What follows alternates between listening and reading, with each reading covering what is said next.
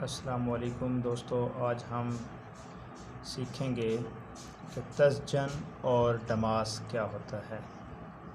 तो सबसे पहले डमास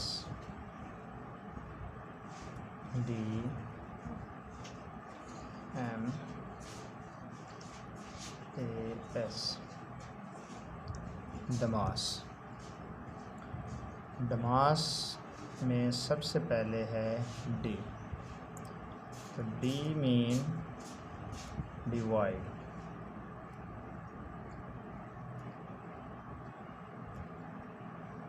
डी मीन डिवाइड मतलब है तकसीम।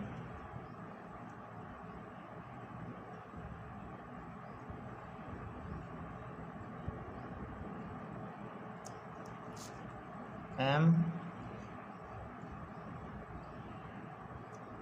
से मल्टीप्लाई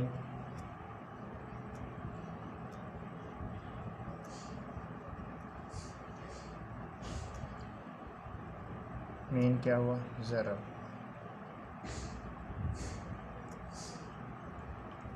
ए से ऐड मीन जमा। ऐड मीन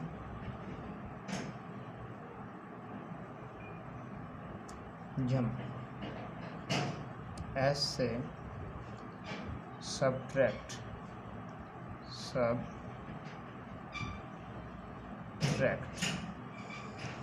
सब्ट्रैक्ट मीन तफरीक।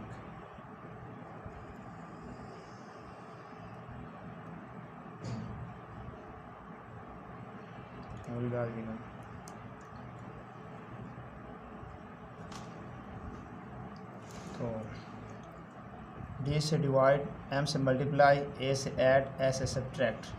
तो ये मैथमेटिक्स रूल हैं। मैथ में जमा, ज़रब, तकसीम, तफरीक अगर आ जाए तो ये डमास में ये बताता है कि सबसे पहले किस चीज़ को सॉल्व करना है। तो अगर ये चारों अलामतें रकूम में वैल्यूज़ में आ रही हों तो सबसे पहले तकसीम को किया जाता है, फिर ज़रब को किया जाता है, फिर जमा को किया जाता है और फिर तफरीक को किया जाता है।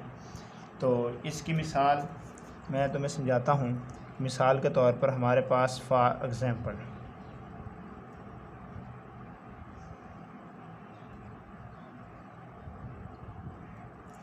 हमारे पास क्वेश्चन है 16 डिवाइड 4 मल्टीप्लाई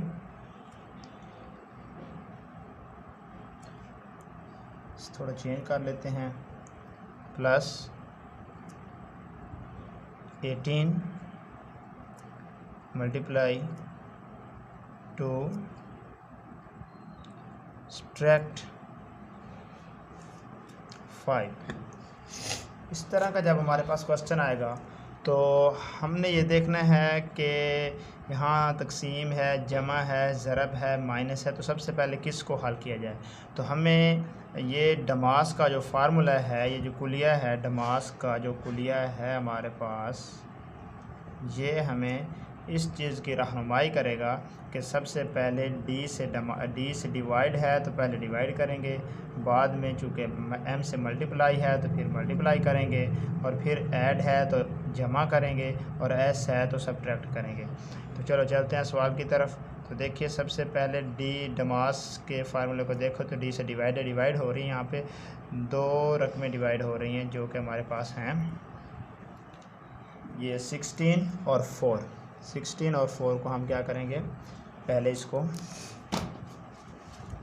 16 और 4 को हम डिवाइड कर लेंगे। चलिए ये 16